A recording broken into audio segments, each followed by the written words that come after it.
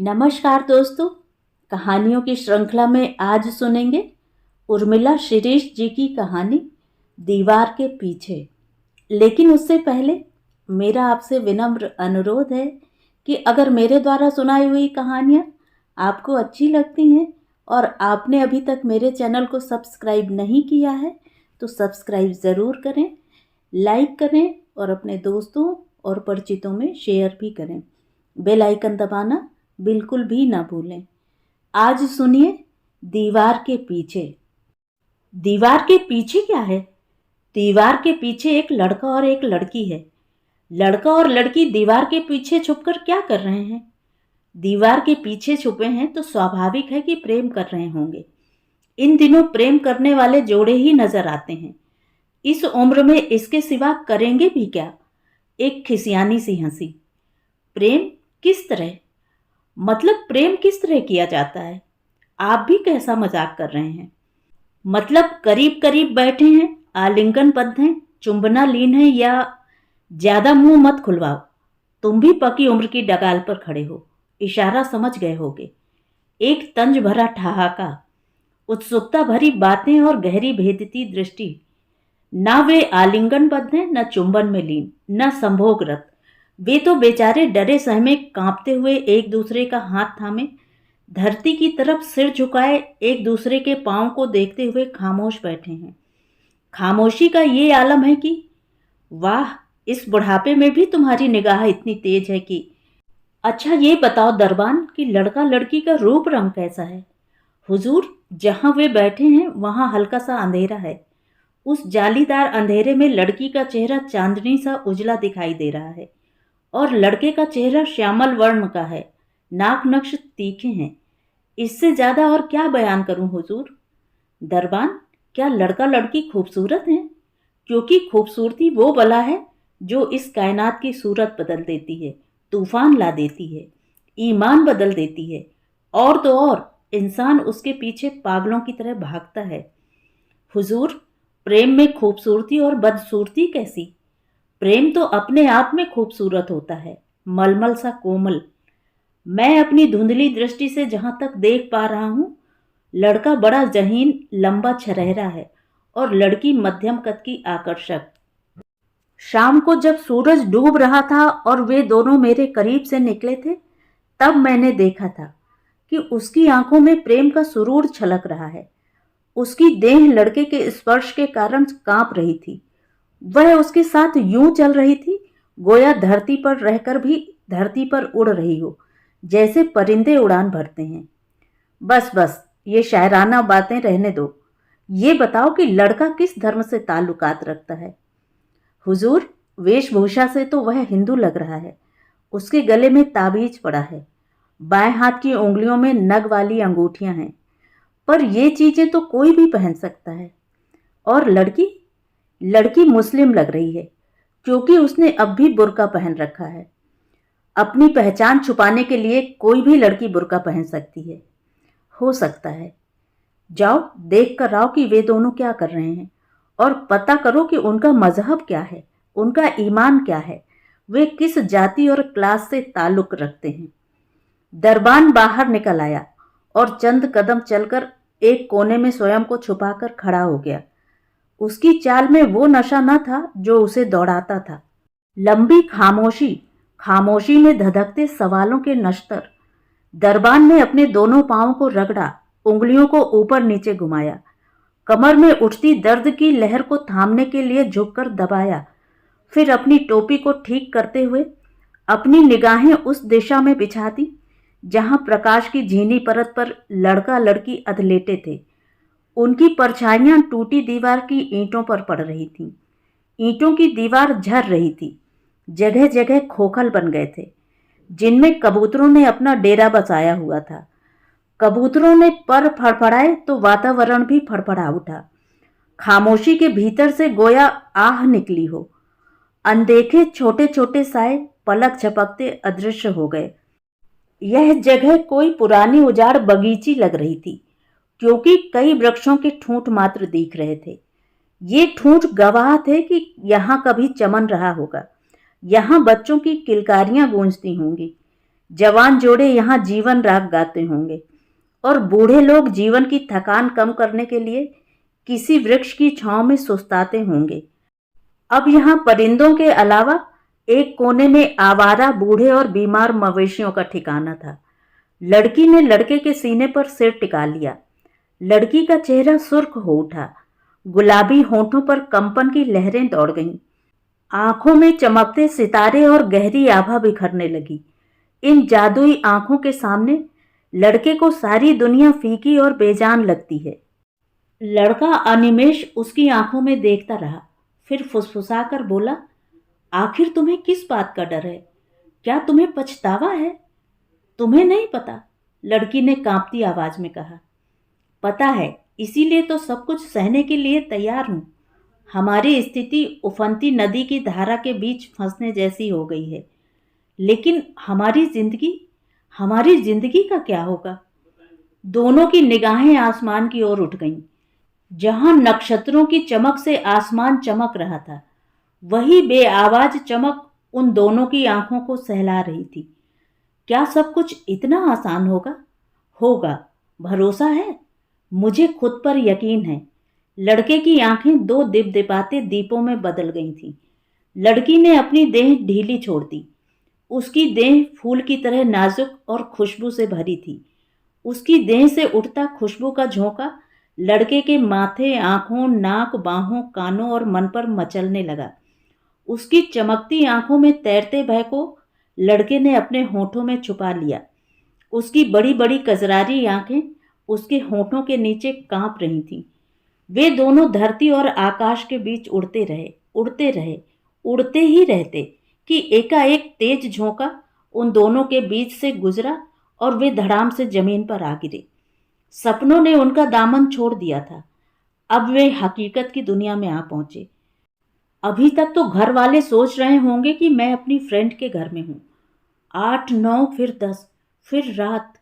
या खुदा, अम्मी चीख चीख कर घर भर देंगी, छाती पीटेंगी। अब्बू गुस्से से आग बबूला होकर चीजें फेंकेंगे। अम्मी को गालियां देंगे कि वे ही जिद करके मुझे बाहर भेजती थीं। भाईजान अपनी मोटरसाइकिल उठाकर सबके घरों में जाएगा, पागलों की तरह पूछेगा, ढूंढेगा बाजार, तालाब, टॉकीज, कॉलेज, फिर तुम्हारे घर भी जाएंगे। तुम्हें ना पाकर समझ जाएंगे और गुस्से से पागल होकर तलवार और हॉकी उठा लेंगे। कहते कहते लड़की का गला भरा आया, आवाज कांपने लगी। वह हवा में तन्हा पके पीले पत्ते की तरह कांप रही थी। आंखों में सिमटे आंसू ओस की बूंदों की तरह चमक रहे थे। यह तो होगा ही, इससे भयानक दृश्य मेरी आंखों के सामने आ रहा है। पर मैं डरूंगा नहीं, भागूंगा नहीं। हमने कस्में खाई हैं, हमने सपने देखे हैं, हमने अपनी राह आप चुनी है। अब हम पीछे नहीं लौट सकते। कहते कहते लड़का सहसा चुप हो गया, क्योंकि सामने एक लंबा साया खड़ा था। दुबला पतला लंबा साया, दोनों हाथ घुटनों की ओर झुके हुए। उसने कुर्ता पायजामा पहना हुआ था। उसकी चाल ढाल डरावनी लग रही थी। उसने अपनी उपस्थिति से पूरे वातावरण को किसी नाजुक पक्षी की तरह अपनी मुट्ठी में भींच लिया था। कहाँ से आए हो? सीधा सख्त सवाल। खामोश क्यों हो? भाग कर आए हो? दोनों खामोश, भयाक्रांत। तुम जैसी नालायक, बेगैरत, बेवकूफ औलाद ही घर से भाग सकती है। भागकर एक लड़की के साथ इश्क फरमा रहे हैं। वाह, क्या कमाल का काम किया है। दुनिया कहाँ भाग रही है और ये कमबख्त इश्क के लिए भाग रहे हैं। भागो भागो, कितनी दूर तक भागोगे? इश्क के अलावा तुम्हें कोई और काम नहीं सोचा? लड़का लड़की चुप, अपनी अपनी देह को समेटते हुए, अपने को बचाने की तरकीबें सोचते हुए। उधर तुम्हारे घर में कोहराम मचा होगा। माँ बाप छाती पीट रहे होंगे। कल पुलिस में रपट लिखवाएंगे। दोनों खानदान शर्मसार और संतप्त होकर, आग बबूला होकर झूठे आरोप प्रत्यारोप लगाएंगे, खून खराबे तक पहुंच जाएंगे। उफ, आजकल की बेगैरत औलादें। बोलो, जबान पर ताला लग गया है क्या? इसी दिन के लिए परवरिश की थी तुम्हारी। जी, हम एक दूसरे से प्यार करते हैं, लड़का बमुश्किल बोला। इसीलिए भागकर इस खंडहर में छिपे बैठे हो। छी छी, घिसा पिटा जुमला। हमारे परिवार वाले रजामंद नहीं होंगे, वे कभी नहीं मानेंगे। इस बार थरथराती आवाज में लड़की बोली। इसीलिए हम दोनों। कहते कहते उसकी जुबान लड़खड़ाने लगी, आंखें झुक गईं, हथेलियों में पसीना चिपचिपाने लगा। जमीन को छू रहे दुपट्टे का सिरा कपकपाती देह के कारण हिलने लगा आंखों के सामने अंधेरा घिर रहा है और वे दोनों अंधेरे में गुम होते जा रहे हैं। साया एक बड़ी दीवार में बदलता जा रहा था, ऐसी दीवार जो चट्टानों से भी ज्यादा मजबूत, खुरदुरी, काली और कुरूप थी।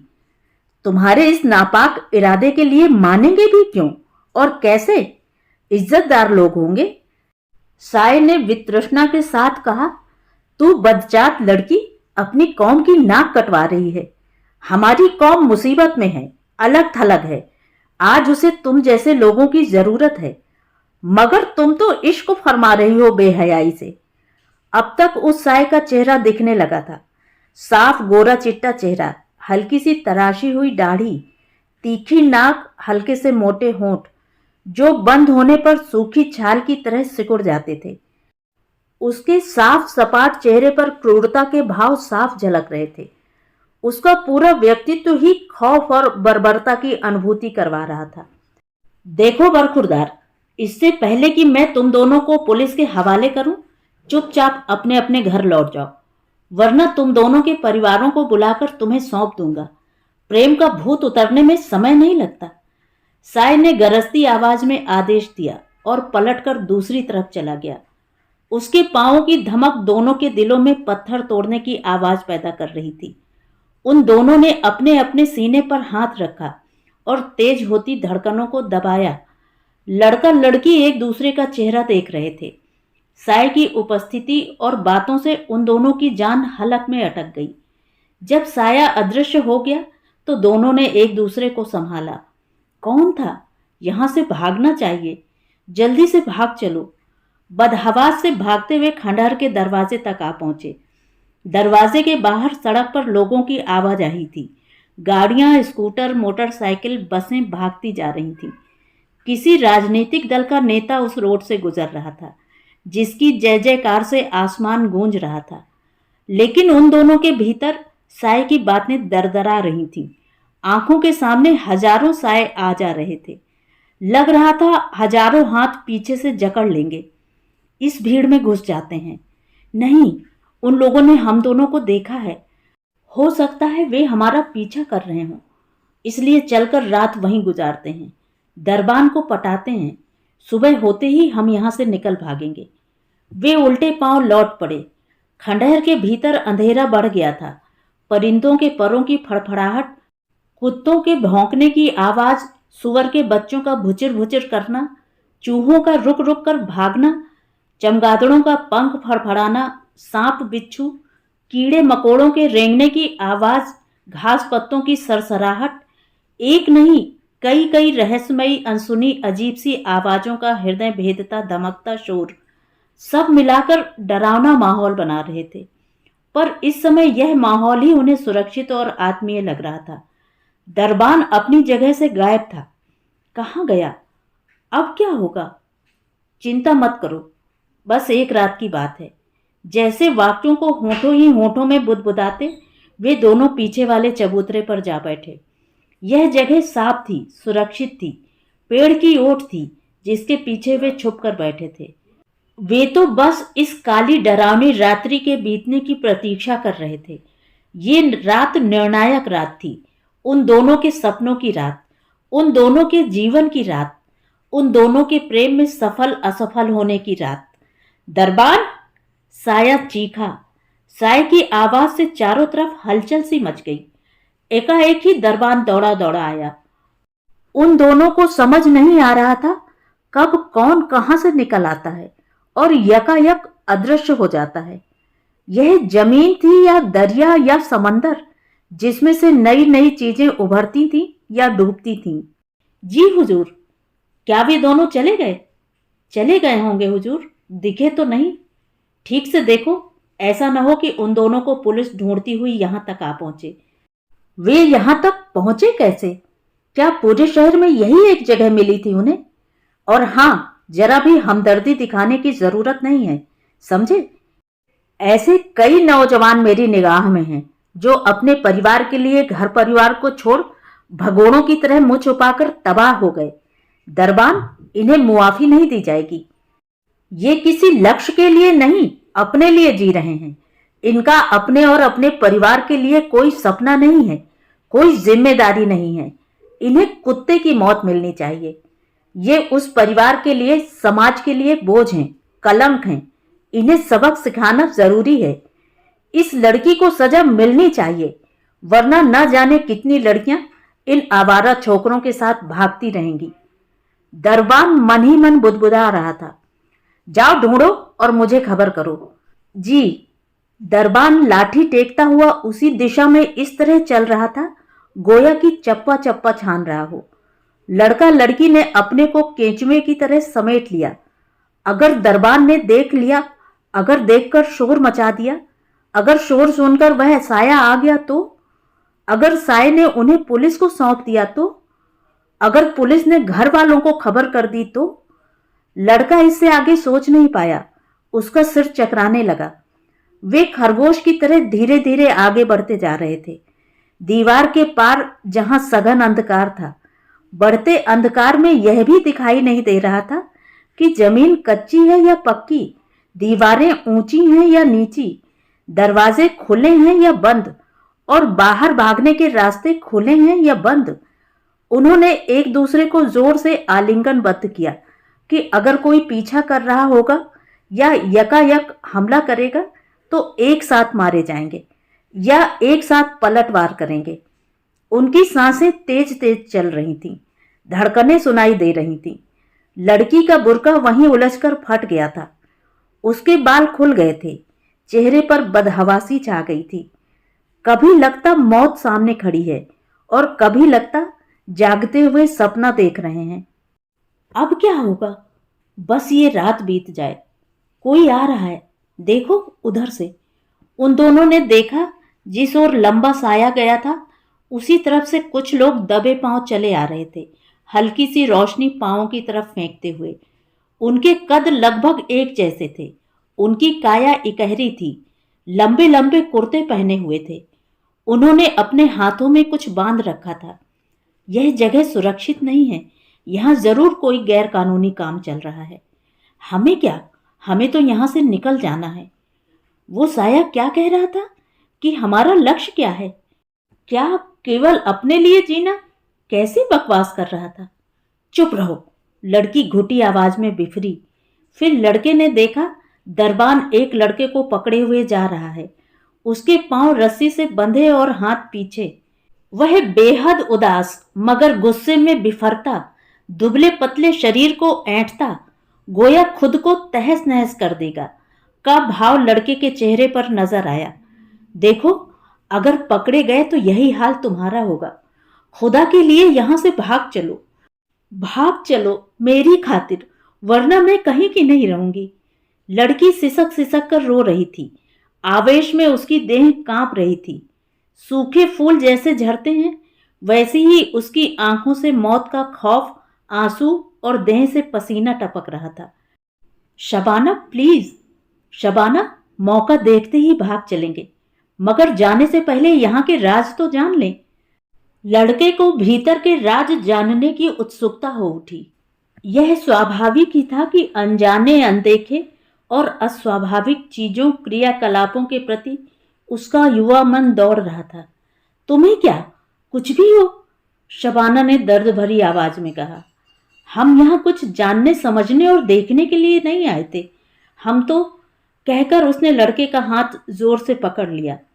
मैं अभी आता हूं, कहकर लड़का तेज कदमों से उसी तरफ भागा जिस तरफ लंबा साया, फिर 6 लड़के, फिर एक रस्सी में बंधा लड़का गया था। एक दरवाजे के पीछे सब खड़े थे, उस रस्सी बंधे लड़के को घेर कर। सबके चेहरे तने हुए थे, आंखों में क्रोध था, आग थी, हाथ में पिस्तौल थी। उन चेहरों पर कुदरत की सारी बर्बरता चिपकी हुई थी। वे दुनिया से दूर होकर भी दुनिया को अपनी मुट्ठी में कैद किए हुए थे। बोलो, लड़की को कहां से भगा कर लाए थे? मैंने नहीं भगाया, वह अपनी मर्जी से आई है। झूठ बोलता है। जोर की चपत उसके गाल पर पड़ी। लड़का कराहा, रोया, तड़पा और फिर चुप हो गया। उधर परिंदे फड़फड़ाए, कुत्ते भौंके, रोए, चूहे भागे, झींगुरों की आवाजें और तेज हो गईं। आसमान में किसी परिंदे ने पंख फड़फड़ाकर जोर की कीक मारी। बाहर से झांकते लड़के की रूह कांप गई। आखिर माजरा क्या है? यह लड़का भी क्या मेरी तरह भाग कर आया था? अपनी मोहब्बत को लेकर, अपने सपनों को पूरा करने के लिए जमाने से झूठ बोलकर वह भी अपनी राह चलना चाहता था, जहां लेन देन न हो, सौदेबाजी न हो, बड़े बड़े वायदे न हो, महंगी चीजें न हो, न लड़की का रूप रंग कद काठी को लेकर नाक भौं सिकोड़ने वाले मीन खेज दिखाइए न हो। पर उन सबको छोड़कर भागो तो इधर पकड़े जाते हैं या पकड़वा दिए जाते हैं, जैसे ये रोता गिड़गिड़ाता लड़का, जैसे मैं पकड़ा गया। लड़की लड़की कहाँ है? शबाना, शबाना को न पकड़ लें, सोचते हुए वह उल्टे पांव भागा। देखा वहां शबाना नहीं थी। शबाना का बुर्का उसके पांव में फंस गया। शबाना नहीं है, उस लड़की की तरह। लड़के को चक्कर सा आने लगा। शबाना, शबाना, वह पागलों की तरह चीखा। उसकी पागल चीख ने खंडहर की दीवारों को हिला दिया। उसकी भय भरी चीख खंडहर के आंगन में बिजली की तरह दौड़ गई। उसकी चीख ने आसमान में दरार पैदा कर दी और धरती पर गड्ढे, पत्तों पर लहू जम गया। वह भागता भागता सीधे उसी दीवार के पार उन लोगों के बीच जा खड़ा हुआ। मेरी शबाना कहाँ है? मेरी शबाना कहाँ है? वह लड़खड़ाकर गिर पड़ा। उसके मुंह से थूक टपक रहा था और गालों पर आंसू बह रहे थे। कौन शबाना? एक आदमी ने जोर का धक्का देते हुए कहा। तू यहां कैसे आया? वह मेरे साथ थी, अभी अभी मेरे साथ थी, वहीं, वहां। वह अंधेरे में उंगली दिखा रहा था। उस पर उसके आंसुओं का कोई असर न पड़ा, उल्टे वे सब उस पर टूट पड़े। लड़की को भगा कर लाया था? यह उम्र लड़की को भगाने की है या कुछ करने की? दगाबाज पढ़ने लिखने की उम्र में लड़की बाजी करता है। नहीं, वह मेरे साथ आई थी। जबरदस्ती लाया था, प्रेम मोहब्बत का नाटक करके। नहीं, मैंने कोई जबरदस्ती नहीं की। उसका कांपता मैला हाथ गले की कंठी पर जा टिका। हम अभी खबर करवाते हैं। जब घर वाले और पुलिस आएगी तो मोहब्बत का भूत उतर जाएगा। इनकी इश्कबाजी तो देखो। मुझे मेरी शबाना लौटा दो प्लीज, लड़का गिड़गिड़ाता हुआ बोला। वह घुटनों के बल यूं बैठ गया गोया किसी बुत के सामने बैठा हो, नतमस्तक, समर्पित की प्राणों की भीख मांगता हुआ सा। यहां क्यों आए थे? किसके लिए काम करते हो? कौन हमारी जासूसी करवा रहा है? ये प्रेमी प्रेमिका का ढोंग छोड़ो और सच बोलो, वरना। छुपने के लिए। झूठ बोल रहे हो। मां कसम, सच बोल रहा हूं। पुलिस को क्या बताओगे? लोगों को क्या क्या कहोगे? कुछ भी नहीं, एक शब्द नहीं। कैसे यकीन करें कि तुम खामोश रहोगे? लड़का टूटकर यूं गिरा गोया कटी हुई शाख, लंबी हरी भरी शाख। लंबा साया एकदम सामने आकर खड़ा हो गया था। हल्के से सिर उठाकर आंखें चौड़ी करके उसने देखा कि साये की आंखें चश्मे के भीतर से जानी पहचानी लग रही थीं। ये वे आंखें थीं जो मोहब्बत की चमक को, रंग को, तासीर को, कामयाबी और खुशी को नहीं देख सकती थी। दरिया समुंदर में उठती मोहब्बत की इंद्रधनुषी लहरों को नहीं देख सकती थी। ये अनंत आसमां में उड़ते परिंदों की उड़ान में झलकती मोहब्बत को भेद देती थी। ये आंखें हर मस्जिद, हर मंदिर और हर उस जगह पर तैनात थी जहां मोहब्बत करने वाले मिलते हैं, जहां दुआ और प्रेम का संगीत बजता है, जहां रंगीन फूल खिलते हैं, जहां सूरज और चांद अपनी आभा बिखेरते हैं, जहां जन्नत सा सुकून और सदा शैता की अनुभूति होती है, जहां सांसें पराग कणों से महक उठती हैं, जहां आंखों में जलते दिए दिलों में उजास फैलाते हैं। शबाना को छोड़ने की कीमत चुकाओगे? शबाना तुम्हारी राजना है या प्रेमिका, या हथियार, या खिलौना, या मस्ती करने का शगल? शबाना को मानव बम बनना होगा। यह नहीं हो सकता। मैं और शबाना साथ साथ जिएंगे, मरेंगे। सच्ची मोहब्बत कुर्बानी मांगती है। हमने गुनाह नहीं किया मोहब्बत करके। सच्ची मोहब्बत कुर्बानी मांगती है। या तो तुम मोहब्बत नहीं करते या मोहब्बत की अहमियत नहीं समझते। कैसी कुर्बानी? शबाना की सलामती चाहते हो? उसे जिंदा देखना चाहते हो या उसे भेज दें कैंप में? नहीं। या चाहते हो कि तुम्हारे ऊपर कोई केस न चले लड़की को अगवा करने का और बलात्कार करने का, मारने पीटने का, उसकी भी बदनामी न हो, मामला रफा दफा हो जाए। यह सब तुम्हारे ऊपर है, सोच लो। नहीं सोचा तो तो तुम्हें हमारा काम करना होगा। हम शबाना को सही सलामत उसके घर पहुंचा देंगे। उसकी आवाज अब धीमी हो गई थी। मैं शबाना को देखना चाहता हूं। शबाना को लाओ। उसने जोर की आवाज लगाई, जैसे दीवारों के कान हों और दीवारें उस पार उसका आदेश पहुंचा रही हूं। आदेश सांप की तरह खिसक रहा था। लड़के ने देखा कि मुंह पर पट्टी बंधी एक लड़की घसीटती हुई चली आ रही है। उसके चेहरे पर लाल नीले निशान थे, आंखों में आंसुओं का सैलाब। खौफ के कारण वह नीली पड़ गई थी। इन कुछ ही पलों में वह फूल की तरह मुरझा गई थी। उसकी देह, उसका चेहरा पीला पड़ गया था। वह पहली बार घर से भागी थी और भागकर जीवन के सबसे खौफनाक और बदसूरत अनुभव संसार में आ गिरी थी। शबाना! वह तड़प कर चीख पड़ा। हम लोगों को छोड़ दो प्लीज। वे दोनों उसके सामने गिड़गिड़ा रहे थे, रो रहे थे। उनकी आवाजें दबती जा रही थीं। उनका हौसला टूटता जा रहा था। दरबान, लड़की को वापस ले जाओ, वह आदमी बेरुखी से बोला। लड़का एकाएक खड़ा हो गया और तेजी से लड़की की तरफ दौड़ा, लेकिन बीच में खड़े शख्स ने उसको पकड़कर दीवार से दे मारा, ऐसे जैसे गेंद को। शबाना चीख पड़ी, लगभग मूर्छित सी होकर वहीं ढह गई। कई लोग उसके आसपास कौवों की तरह मंडराने लगे, उसको नोचने की मुद्रा में। नहीं, मुझे मंजूर है। आप शबाना को उसके घर भेज दीजिए। मैं अकेली नहीं जाऊंगी। खुदा के वास्ते उसे छोड़ दो, छोड़ दो, रहम करो। मैं हाथ जोड़ती हूं, प्लीज प्लीज। क्यों दरबान, ऐसा क्यों होता है कि एक प्रेम कहानी में लड़का हिंदू होता है और लड़की मुस्लिम, या लड़का मुस्लिम होता है और लड़की हिंदू? दोनों साथ में उठते बैठते हैं, खाना खाते हैं, पिकनिक मनाते हैं, त्योहार मनाते हैं, दुआएं लेते देते हैं, पर जब प्रेम, मोहब्बत और निकाह की बात आती है तो दोनों को भागना पड़ता है, भागकर छुपना पड़ता है, झूठ बोलना पड़ता है और उस तरह के लोगों के बीच में आकर गिड़गिड़ाना पड़ता है। ऐसा क्यों होता है दरबान? हुजूर, मैं अपनी अल्प बुद्धि से क्या बताऊं? आप जानकार हैं, सब समझते हैं। चलो ठीक है।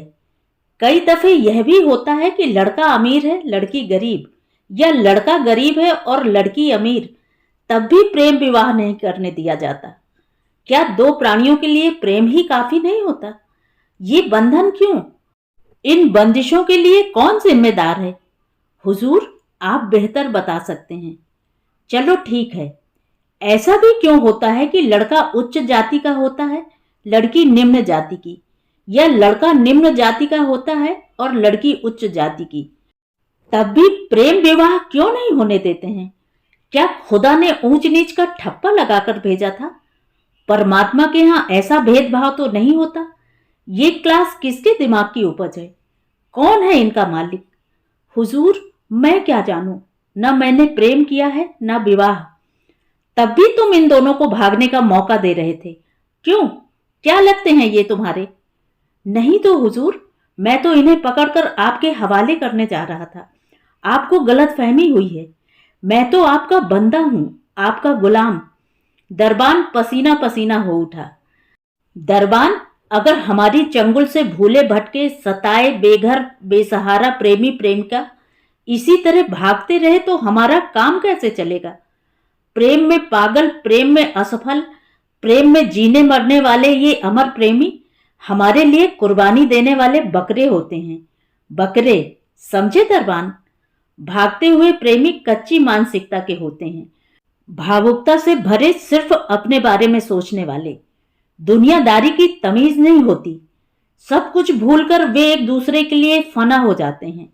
बस यही वक्त होता है जब इन्हें तोड़ लो, इनका इस्तेमाल कर लो, इनसे जो चाहो जैसा चाहो काम करवा लो। इन्हें अपना प्रेम, अपनी मोहब्बत दुनिया में सबसे कीमती लगती है। जी हुजूर। दरबान के भीतर पसीना बह रहा था।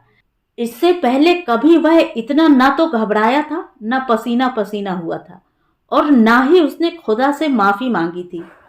तो अब क्या करना है? आपके आदेश का पालन, दरबान ने खखारते हुए कहा। शबाना को दीवार के पार एक अंधेरे बदबू भरे कमरे में बंद कर दिया गया था और लड़के को वहीं छोड़ दिया गया था जहां साया का हुक्म चलता था, यानी लंबे साय के सामने अंतिम प्रार्थना के लिए, अंतिम कुर्बानी के लिए, अंतिम इच्छा के लिए। तो तुम शबाना को कितना चाहते हो? साया लड़के के आंखों के भीतर नश्तर चुभाती नजरों से देखते हुए बोला। अपनी जान से ज्यादा, लड़के ने हिम्मत दिखाते हुए कहा। शबाना तुम्हें कितना चाहती है? अपनी जान से ज्यादा। क्या खूब, वाह क्या खूब। हाँ हाँ हाँ, दोनों एक दूसरे को अपनी अपनी जानों से ज्यादा चाहते हो। तो गौर से सुनो, हमने फैसला किया है कि सुबह होने के पहले शबाना को उसके घर पहुंचा दिया जाएगा और तुम्हें अपने मिशन पर। मिशन? कैसा मिशन? लड़के की आवाज कांपने लगी। हाँ, तुम्हें हमारे मिशन को अंजाम देना होगा, वरना सोच लो शबाना के बारे में, अपने परिवार के बारे में। क्या करना होगा? लड़का जिज्ञासु हो उठा। तुम्हें इन बमों को भीड़ भरे बाजार में रखना है। साय ने एक थैले की तरफ इशारा किया। ऐसे कई थैले तैयार किए जा रहे थे। थैले को देखकर लड़का भीतर तक सहम गया। सैकड़ों उजड़े बिखरे जले कटे फटे चिथड़े शरीर और सामान उसकी आंखों के सामने घूम गए। उसकी आंखों के सामने अंधेरा छाने लगा। नहीं, मैं ऐसा नहीं करूंगा, कभी भी नहीं करूंगा, लड़का हिम्मत करके बोला। तो शबाना और तुम दोनों का क्या हश्र होगा जानते हो? कल्पना भी नहीं कर सकते, साय ने धमकी भरी आवाज में कहा। जानता हूं, आप हम दोनों को मार ही डालेंगे ना। तुम्हारी मोहब्बत झूठी है, तुम झूठे हो, मक्कार हो, तुम कमीने हो, तुम खुदगर्ज हो, तुम केवल अपने लिए जीना चाहते हो। तुम्हारी जिंदगी का कोई मकसद नहीं है। हमारा मिशन कितना बड़ा है, कितना जरूरी है। साय की आवाज ऊंची होती जा रही थी। हाँ, मैं झूठा हूं, मक्कार हूं, स्वार्थी हूं, पर इंसानियत का दुश्मन नहीं हूं। मैं तुम्हारे मिशन का हथियार नहीं बनूंगा। लड़का भीतर से भयभीत होते हुए भी ऊपर से साहस दिखा रहा था। साय के आदेश पर कुछ लोगों ने उसको पकड़ लिया था। लड़के ने हाथ पांव मारने शुरू कर दिए। बेदम होकर भी वह पूरा दम लगाकर अपने को छुड़ा रहा था। वह साय की तरफ झपटा, झपटता, हाथ उठाता, हाथ उठाकर उसको धकेलता, धकेल कर खुद अलग होता कि उसके पहले ही उसके सिर पर एक झटके से ऐसे वार कर दिया गया जैसे जानवर की गर्दन पर पैनी छुरी। हल्की हल्की मूर्छा में तड़पता वह शबाना, शबाना पुकार रहा था और उसे घसीटते हुए उधर ले जाया जा रहा था जहां शबाना कैद थी। शबाना, तुम इसका मिशन पूरा मत करना, बिल्कुल नहीं। कहते कहते लड़का नीम बेहोशी में डूब गया। दूसरे दिन के अखबार में खबर छपी थी, शहर को एक बड़ी घटना से बचा लिया गया है। 2 संदिग्ध आतंकवादी पकड़े गए, जिसमें एक लड़की थी और एक लड़का। लड़की शायद मानव बम भी हो सकती है। इसकी उच्च स्तरीय जांच हो रही है। तो ये थी कहानी। कहानी आपको कैसी लगी? कमेंट करके ज़रूर बताएं।